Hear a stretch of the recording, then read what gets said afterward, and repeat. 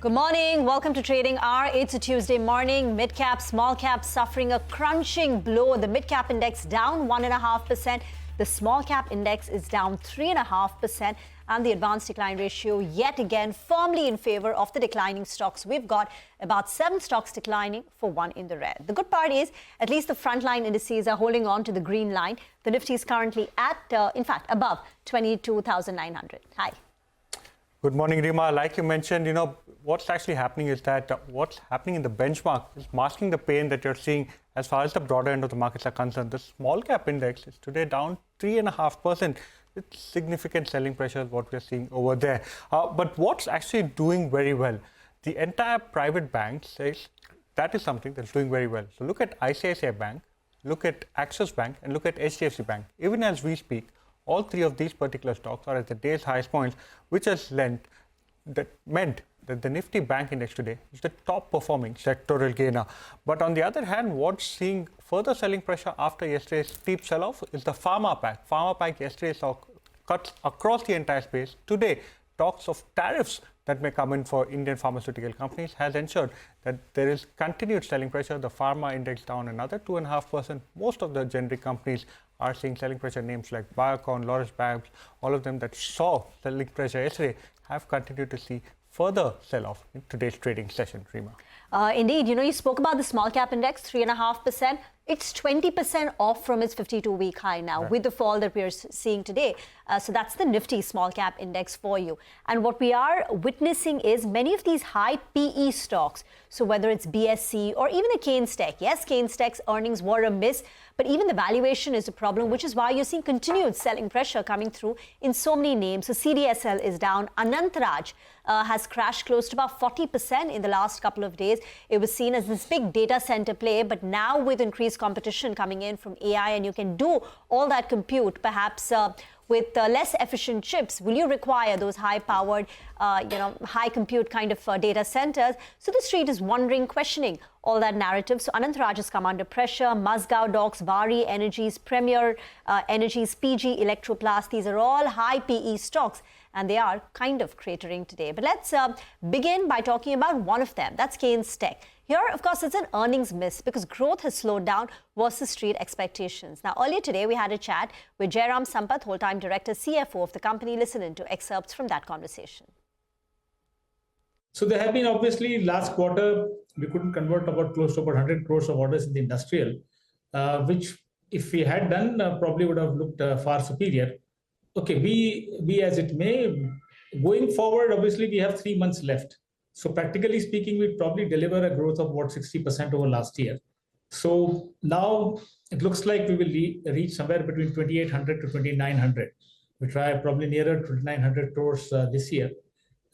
Closer to March, we will know exactly where we will be. So this is not because of any weakness in the business front. It is execution that got delayed in the third quarter. As you know, the first 2 quarters are also because of the elections, etc. Some of these 50% of our business comes from government influenced purchases. 100 crores of orders we didn't execute because these are into industrial area. It's a new area, little larger volumes, etc. It has taken some time to kind of get hold of this. Orders are still there with us, and we probably will execute most of it in the coming quarter. So in terms of margin trajectory, we probably do better than 15% EBITDA for the whole year. And like I said, between 28 and 2,900 should be our trajectory for revenue numbers, operating revenue numbers. We had been always talking about a 4,500 crore revenue. I think that looks doable now. Well, that was the management of Keynes Technology, but that particular stock seeing quite a bit of selling pressure today.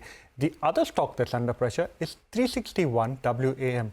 What's ailing the stock? Vamaxi joins in with more details. Well, Vivek, when you look at the company's numbers, they seem like a good set because ARR saw an uptick of almost 7% sequentially. ARR is, of course, the annual recurring revenue. The TBR, that is the transaction and brokerage income, saw a dip of 6%, but nevertheless, it still came in higher than what the street was expecting. And overall, the total revenue saw an uptick of 3% sequentially. When we look at the cost-to-income ratio, that has seen a surge of 196 basis points sequentially, and this growth is largely being led by higher employee costs costs and admin and other expenses. Resultantly, when we look at the operating profit, that has declined by 1% sequentially, but the net profit has come in nearly 12% higher quarter on quarter, and this growth is largely being driven by a sharp surge in the other income, and overall the net profit has come in ahead of what the street was anticipating. The total AUM has seen a growth of 2% sequentially at somewhere around 5.79 lakh crore. Average ARR AUM is seeing an uptick of almost 4%. Apart from that, more importantly, the company has gone ahead and announced acquisition of B&K Securities India and Batliwala and Karani Finserv Private Limited. For B&K Securities, they are going to pay a total consideration of 1,774 crores. At an FY24 turnover, the price to sales ratio stands at 12.3 times, while for Batliwala and Karani Finserv, the total consideration is 109 crores at an FY24 turnover of 13.38. The price to sales stands at 8.1 times. Now, keep in mind that the management says that this strategic acquisition will help the company bolster its broking platforms across all market segments. In addition to that, they also say that it will aid the company in growing its equity capital markets business to serve its existing client base. So overall, when we look at the numbers as well as the acquisition, that bodes well for the company. But why is the stock trading lower? Well, there's a note that has come in from Kotak Institutional Equities. They say that for now, the relative valuations look quite expensive, and therefore they've given a reduced rating on this counter, target price of 1,150 rupees per share. Thank you very much for that. BSE is down nearly about 4%, and even CDSL, as we pointed out, second day running, stock is under pressure, and here brokerages too have sounded the alarm bell. BNK has downgraded CDSL to a sell, target price at 1,100 rupees. Nomura maintains a hold rating, but the target price, which was at 1740, has now been revised lower to 1510. So these capital market plays continue to slip. Federal Bank is under pressure today. Abhishek is here with the details of the Q3 earnings fine print. With respect to the Q3 FY25 performance, Federal Bank saw the business momentum to be on the weaker side in last 14 quarters on a sequential basis. So deposit shrunk by 1% quarter on quarter, and advances were almost flat on a sequential basis. The net interest margin got impacted. It was at 18 quarter low of 3.1% versus 3.12% in the previous quarter. 28 quarter high with respect to credit deposit ratio, which has come in at 86.5% versus 85.6% in the previous quarter. Their asset quality, like other banks, remains robust and one of the lowest gross NPA ratio that you are seeing in last 9 to 10 years. Gross NPA ratio is down to 1.95% from 2.1% in the previous quarter. However, what has not gone down well with the street is the fact that they have made very high provisions of almost 292 crores, up about 220.5% YOY and about 84.5% sequentially. UBS has written on Federal Bank, they have a buy rating. Target price has been cut to 235 per share. They say that they expect downward revisions in management's FY25 guidance and moderate loan growth estimate by 200 to 300 basis point, reduce net interest margin by 2 to 8 basis point, and they raise credit cost estimate by 50 basis point. We had the management on our channel who said that the focus is on keeping the credit cost at about 40 to 45 basis point. They will not look to grow in personal loan and microfinance loan segments for next 2 quarters, while they will push for growth in credit cards in the unsecured segment. Back to you. Thank you so much for that, Abhishek. Well, one particular stock that's going to come out with its results today is CG Power, but that stock has slipped over 12% in trade today, along with a whole host of other semiconductor, transformer, capital goods companies, this particular stock too. And along with that, have a look at TI India as well. That stock too is now down over 4%. But moving on, it's now time for the Growth Code, an initiative by Grow and CNBC-TV18 designed to provide you with valuable trading strategies. This week, SEBI's whole-time member, Anant Narayanan, shared his insights on the newly introduced F&O trading guidelines and the rationale behind these. Let's listen in.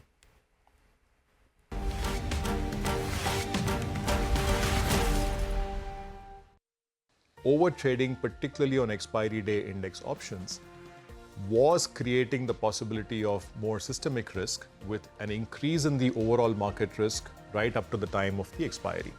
So these two areas, one is a systemic risk area, the other of related to investor protection, is something that we were looking at closely, and we were consulting with market participants for months together.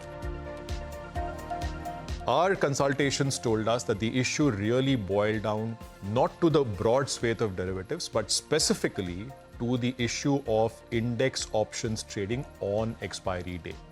So it is a very clinical approach that we subsequently adopted, essentially to address this specific issue of overtrading in index options on expiry day. On October 1st, 2024, we announced a series of 6 steps to address this.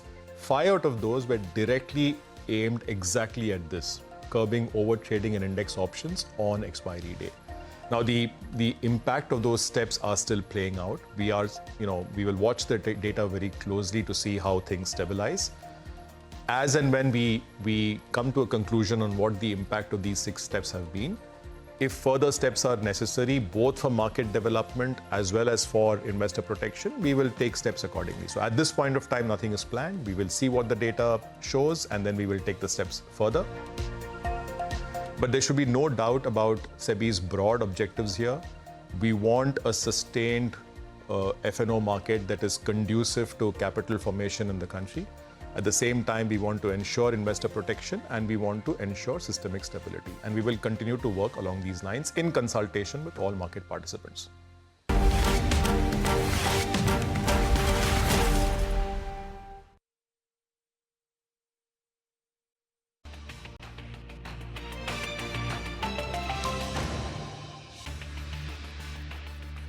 Welcome back to Trading Hour. Well, another set of stocks today that are seeing quite a bit of a sell-off are stocks that cater, number one, power generators themselves and also power financier companies. So have a look at names like NTPC. The stock sold off significantly after the results that came in over the weekend. JSW Energy down over 4% today. CSE, post results, this particular stock has seen almost 40 rupees gone away. Post the results came in from close to 170 levels. This particular stock is now closer to the 130 levels. The other set of stocks are the power financial stocks that are now trading the day's lowest points. Both PFC and RSC are seeing quite a bit of selling pressure emerge today. But let's now shift focus to the commodity space. Manisha joins in, and today we are focusing on metals. And we're doing that because we've seen further decline come in for many of these metal prices. The day started slightly better, where we saw steel prices gain up. Even copper has seen a bit of a rebound and continues like that. But, it's still trading at the lower side of the range. We have seen China manufacturing data, retail sales, services, factory activity, all of those numbers come in on the weaker side. And not just China, much of the global major markets have seen their manufacturing and factory activity numbers slightly weaker than the estimates, and that has continued to weigh onto the markets. The second point is that there is a bit of a strength coming back in case of dollar index that is weighing onto the markets. And the third point, the street is still trying to understand or grasp on what kind of tariffs could we see on many of these countries. Now, the US President Trump also has spoken about various sectors from pharma to semiconductors to microchips and some metals like copper, aluminum and steel that could also attract some tariffs. And then there's going to be a universal tariff of starting to 2.5% as well. That's exactly what is bothering these markets right now. When it comes to production and the kind of inventories that we are seeing on LME, remember we've started this year slightly on a stronger note there. And if the demand does not pick up, then we are perhaps continuing to look at pressure there. Zinc, which gained up by nearly 15% in the previous year, is down by 6% right now. Copper, aluminum, copper is still trading in the positive, but aluminum is down by 4% as well for this year. So not a very great start to this year. As we are ending the first month of 2025, it does look that the pressure could continue in case of metals. Thank you very much for that. We will get into a short break on that note. On the other side, we've got a corporate conversation. The management of Orient Pro Solutions, which has been clocking in over 30% top-line growth, will join in to talk about the future.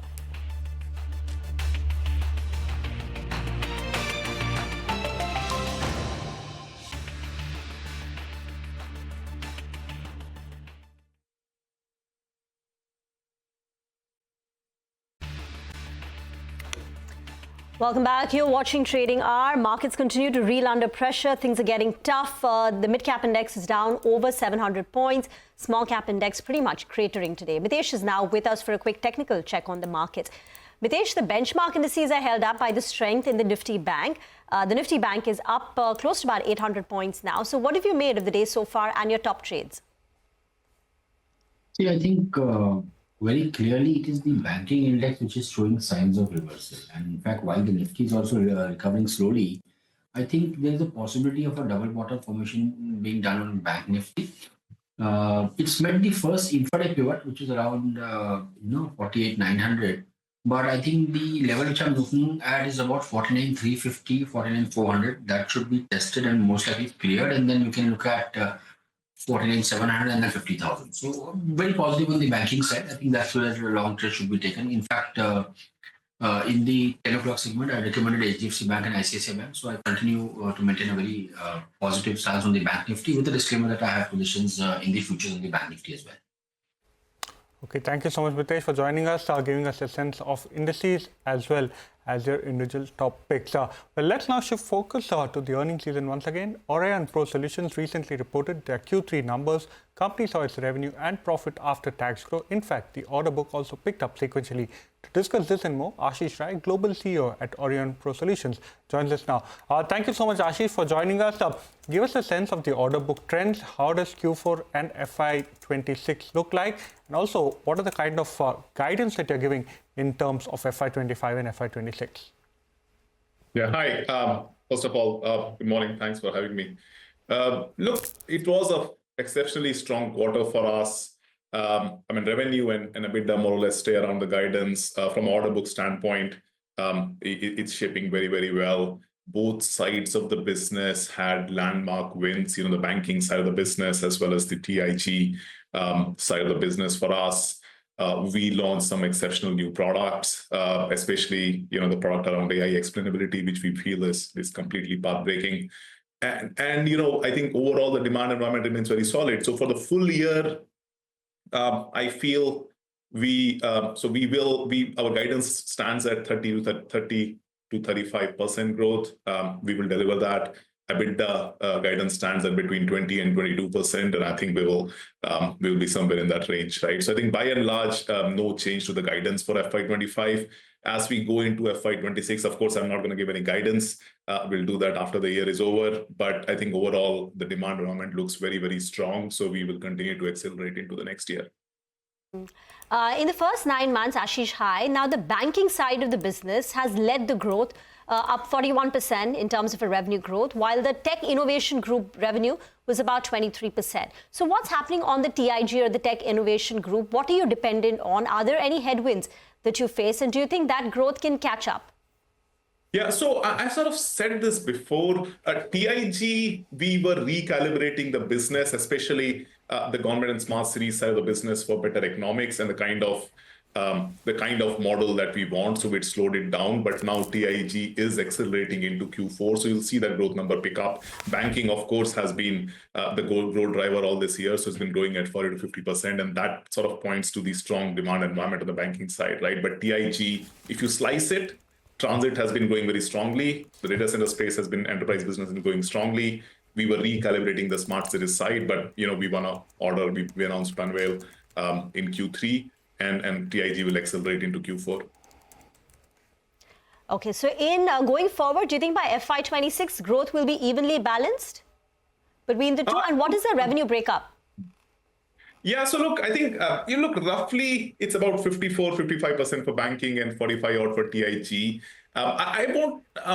It's hard to say whether growth will be balanced. I think the way to look at it is this: demand environment for both sides of the business is exceptionally strong. So our challenge is not really demand. Our challenge is ability to service that demand, right? So we will keep on recalibrating the business as we go. And from time to time, we may slow down parts of the business and we may accelerate other parts depending on how the delivery capacity is ramping up, right? We've now been growing at 35% for the last 4 years.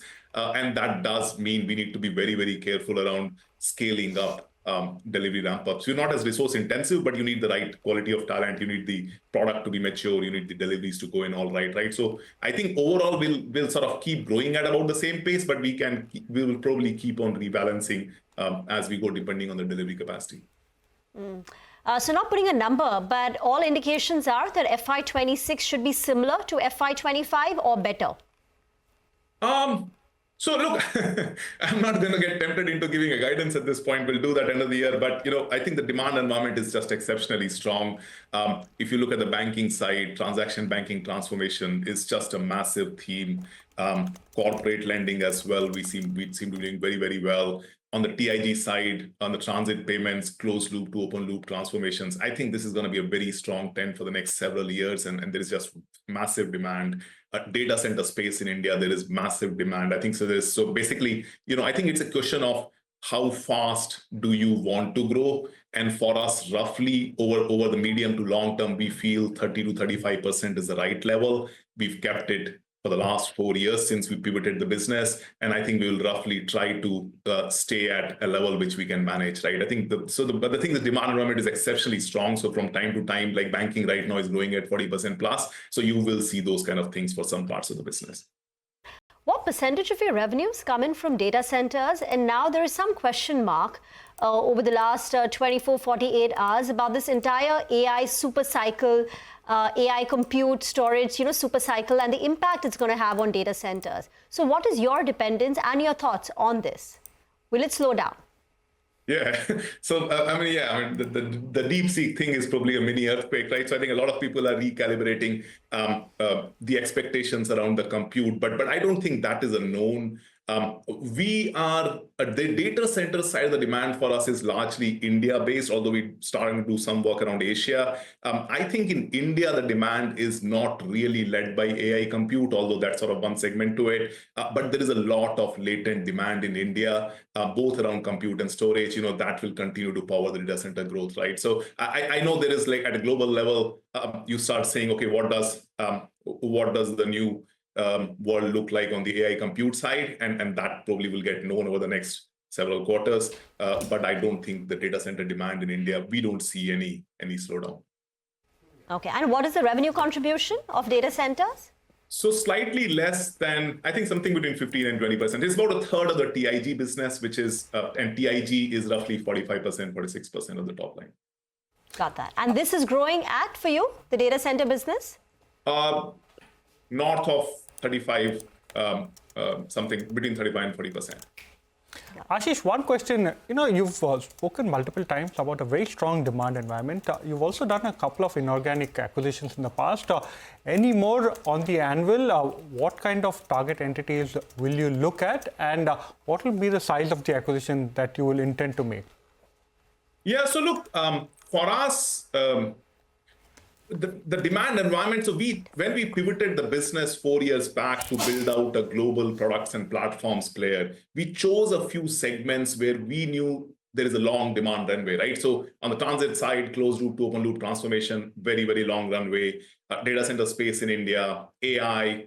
On the banking side, the transformation, the corporate banking side, again, a long demand runway. So we are very convinced around the demand. Now, when you go about expanding the solution stack to service that demand, we are extremely R&D led. So we build IP, we build most of our products out, right? And there is always a choice when you're sinking in that capital dollar of a build versus buy, right? So we will continue to remain open to buying instead of building products where there is an adjacency that can immediately be serviced, and it is a IP that we respect, and it's a high quality team, and that is the kind of acquisitions like we bought out, for example, Sensex in Europe.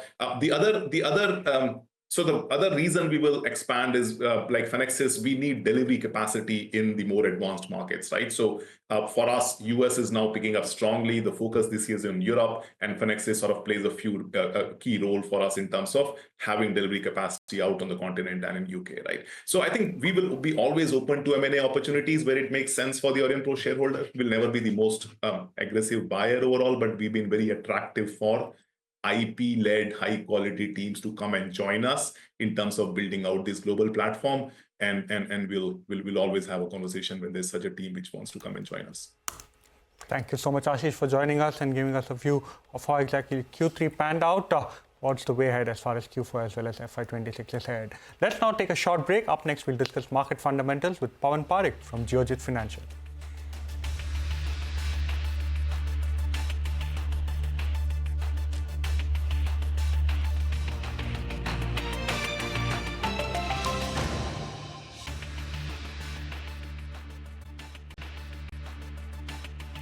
Welcome back. Now, RBI has announced fresh measures to shore up liquidity in the system. The central bank will conduct 3 separate auctions to pump 60,000 crore rupees.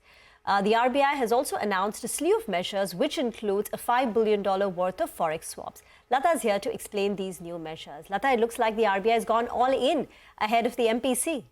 Well, first of all, there was a serious liquidity crunch, and that was because the Reserve Bank has been buying dollars. The Reserve Bank's own forex reserves were over 700 billion in early October. They're now down to 623. So assuming some of it is revaluation, but even if $75 billion was sold into the market, that much of rupees is sucked out. So at some point in time, some of it has to be put back. Otherwise, there will be a liquidity deficit. Day in and day out, markets, the banks are borrowing 3 lakh crore from the Reserve Bank through repo. So that's the deficit. Now, what have they done? 60,000 crore of bonds are going to be bought. Okay, when you buy the bond, you put in money into the system. But bond buying literally means that you're going to see an impact on the yields. In fact, you've already seen yields on the 10-year have fallen by 4 basis points to 6.64%, which is some kind of a 2-year low. Then the other step, and this is going to be done on 3 days, Jan 20th, Feb 13th and Feb 20th. So over a period, the money comes to the banking system. The next step they're doing is a repo. Now, what is a repo? They take bonds as collateral, and on the face of it, they give the banks money. Now, they're going to give 50,000 crores for a 56-day repo. At the end of 56 days, the transaction is reversed. Money comes back to the Reserve Bank, bonds go back to the bank. But look at the tenure. It is 2 months starting from Feb 7th. Isn't that a giveaway? Feb 7th is the day of the monetary policy. If you do the repo before that, then nobody will buy because they will expect a rate cut. Why will you borrow from the Reserve Bank at 6.5 when you're expecting the one day money to go to 6.25? So they're announcing it on February 7th. And for 2 months, it will even tide over the money that will go out during advance taxes. So what I'm saying is that they're thinking through all the liquidity disappearing periods that the market will encounter. And also that it is Feb 7th is giving a hint that probably there is a rate cut. And finally, there's FX swaps. The FX swaps is buy today and immediately sell it 6 months down the line.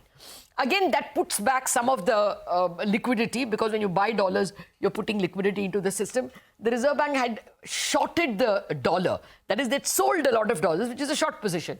Even in the NDF market, some of that pressure will be felt in the days to come. This kind of nullifies all that and, doesn't allow the rupee to be further shorted because this impact will come. They are quelching, they are countering that speculative tendency. Totally, it is a 1.5 lakh crore. If you do the math, they're giving 1.5 lakh crore.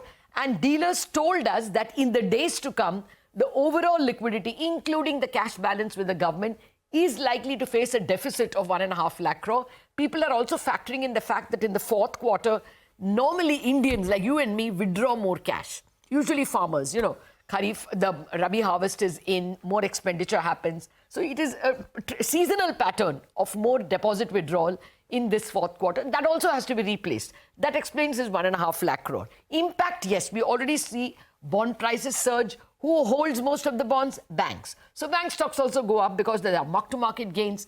The expectation of rate cut. It can be a minor negative for banks because, immediately it tells on your margins. The cost of some of your benchmarked loans benchmarked to repo can go down. But in the longer term, it will mean more credit growth. And it will mean that this hunger for deposits at any cost will come down. The competition for deposits goes down. The overpricing of deposits will go down. And therefore, you can see this huge rally in banks as well as in NBFC stocks. Thank you so much, Lata, for joining us, giving us a sense of the entire exercise that was done by RBI yesterday. Well, Pawan Parekh from Geojit Financial joins us now to discuss market fundamentals and its top sectoral picks. Thank you so much, Pawan, for joining us. First up, what do you make of banks and financial stocks, especially after the announcement that came in yesterday from the RBI?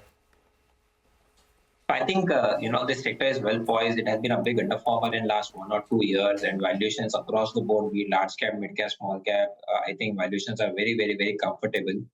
I think one of the great things, in our opinion, that's happened in this sector is that going into the result season, people were fearing, analysts were fearing that, the contagion of MFI and unsecured loans will actually spill over onto other subsectors as well. But the fact of the matter is that forget about contagion. Even I think that cycle is reversing. Many Many of these institutions have seen improving collection efficiency in December and January.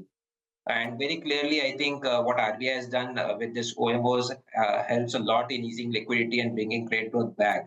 So I think this sector obviously deserves a lot of attention. It has been a big underperformer, and if credit growth was to come back, I think this sector can deliver very strong returns going ahead with a 1 or 2 year point of view. Pawan, hi. Morning. Everyone's talking about DeepSeek and how it's rattled Wall Street, particularly the tech stocks. What are the implications for the Indian space? Would there be any data center related stocks that you would watch very carefully? Would there be any tech stocks? What are you telling your clients about the potential for India and they hit? See, a lot of these things that are happening globally, I would want to believe that India is largely immune to all of that. India hasn't made any strides as far as artificial intelligence is concerned. India's data center demand is completely driven by what organically data we are generating within the country. I don't think India is anywhere in the race of this AI-led war that's happening between the two global biggies. Okay, so I don't think this has got anything fundamentally to do with Indian or Indian companies. But having said that, I must tell you, sentimentally obviously adds a lot of negative sound bites, because I will just draw some parallel to other sectors. Say, for example, renewables.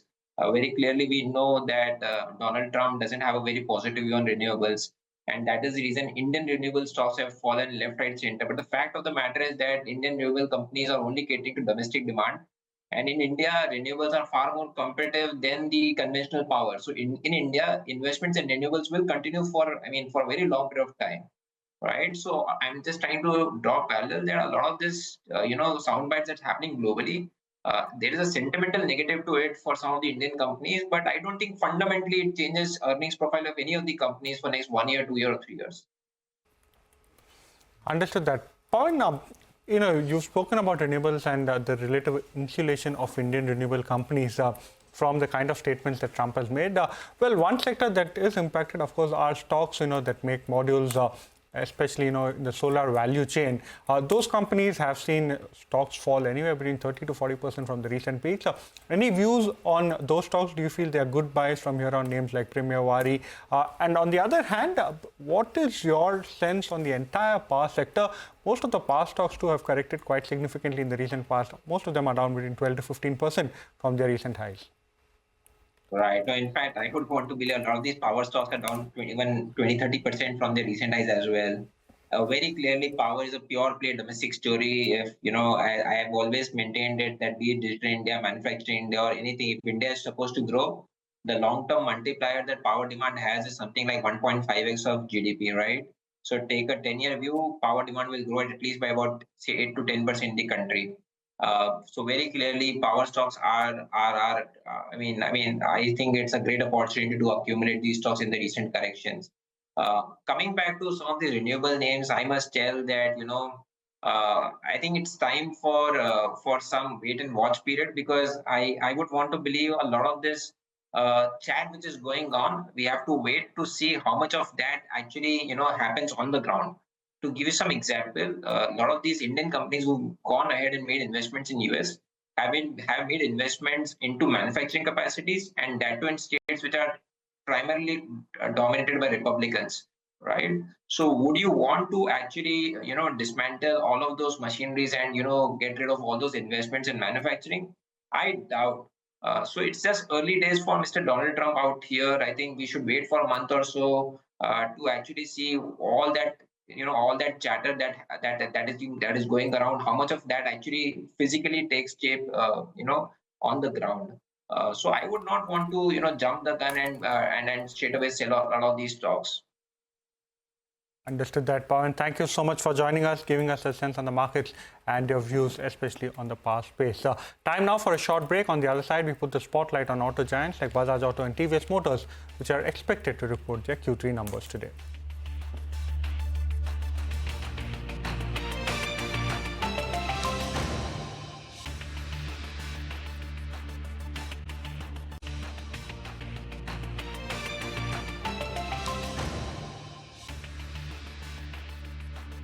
Welcome back to Trading Hour. Well, one group of stocks that's seeing quite a bit of selling pressure emerge is some of the stocks from the IIFL group, IIFL Finance and 361 WAM. Both of these stocks today are seeing some selling pressure emerge. There are reports that we had earlier flagged off indicating that there could be some income tax searches being undertaken at some of the company's premises. But moving on, Bajaj Auto is expected to report its Q3 numbers. Sudarshan tells us what the street is expecting. These two companies will be reporting earnings for Q3 today, and both the companies have a similar product profile. And if we talk about the stock performance, Bajaj Auto is down more than 30% from its record high, and TVS Motor is down 25% from record high. Talking first about the volumes for Bajaj Auto, volumes both sequentially and year-on-year are flat, while for TVS Motor, volumes on a sequential basis are flat, but on YOY, it's up 10%. Now, what is the one factor that will be impacting numbers, basically margin of both the company? That is the adverse mix. So what exactly I mean by adverse mix? Now, for an example, three-wheeler is a high margin product, but contribution to the total sales of the company by three-wheeler is very low.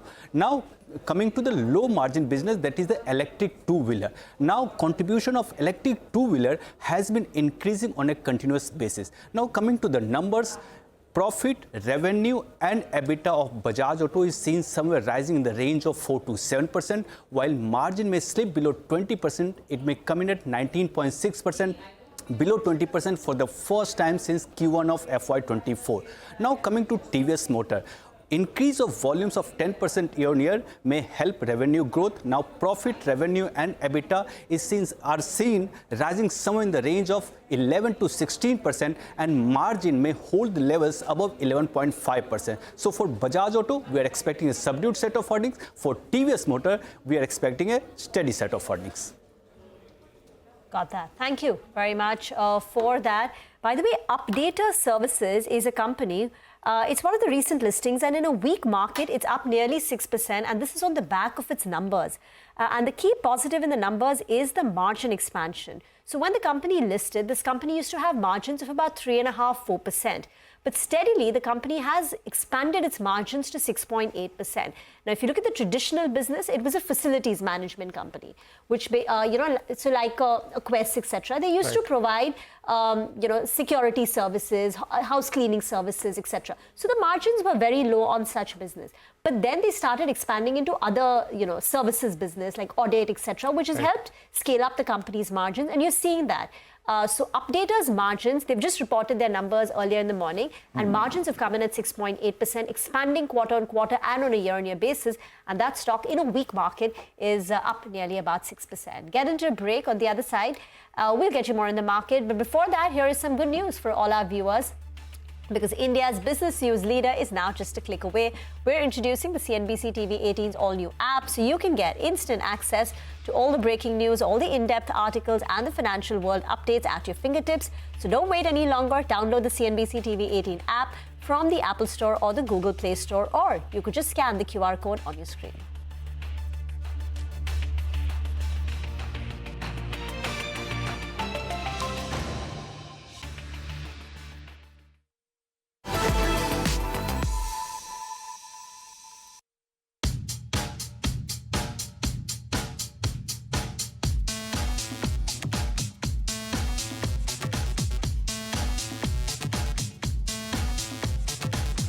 And heaters, you've got Dyson hair dryers and so on and so forth available on Blinkit as well. Are there going to be any limits at all? Come March, people were searching for like air conditioner 15,000 times a day. We didn't think that, people would be searching for, car accessories and car repair things on our platform, but they do. Doing the deliveries yourself, what did that teach you? The most love that we get is when parents forget to print out something for their kids the next morning, right? And then they use a print service. Somebody forgot their hair dryer at 6 in the morning, yes. Right? Yes, me. So what are the 4 or 5 things that you're prioritizing today? We are very keen to solve the problems around pharma and access to, timely access to medicine.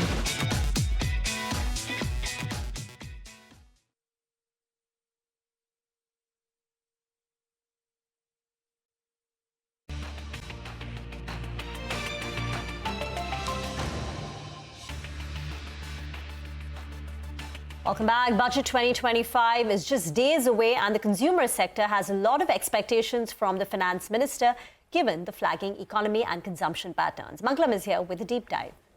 Well, if you look at the budget 2025, the biggest expectation from the consumer sector is increased money in the hands of citizens. Could it be through tax relief, through any sort of increased limits on exemption, etc. as well?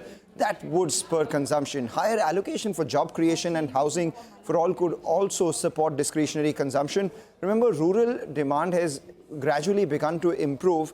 Urban is still soft. So urban India, which accounts for nearly 2/3 of FMCG sector revenue, needs to be propped up and pump primed. From a stock market standpoint, what are the urban discretionary consumption plays? Any positive news that comes by would be a positive for names like Zomato, Nykaa, ABFRL, Swiggy, even Trent and Avenue Supermarts. And if you look at the urban exposure for FMCG companies, the staples itself, Nestle, nearly 3/4 of their revenues coming from urban India, GCPL around 70%, Britannia, Marico, about 2/3 of their revenue coming from urban India. More rural-focused companies include the likes of HUL, Colgate, Dabur and Imami, but still a significant chunk still comes in from urban India, especially from the margin front because premium products sell here as well. The key to track would be measures to boost economy through more money in people's hands. What is it that the government can do? Perhaps change in direct taxation, boost affordable housing, increase focus towards job creation, maybe up the MGNREGA allocation as well. The one stock that we look at on the budget day from a consumption standpoint is ITC because every budget day there is the question on whether there is increased taxation on tobacco or not, and this time around the chances are medium to high in terms of probability of a major change in duties. Why is that? Because it hasn't happened over the last 3 to 4 years. But the only thing is that any tax increase which leads to a sub 10% price impact could actually be positive because this would pave the way for the companies to increase their prices and at the same time limit the price expansion enough so that illegal companies or illegal contraband cigarettes do not take away market share itself. So up to 10% would be a positive. More than that would be a negative. Thank you so much, Mangalam, for joining us and giving us a sense of what exactly to expect from the budget as far as the consumption space is concerned. With that, it's a wrap on this edition of Trading Hour. Stay tuned. Halftime Report is up next.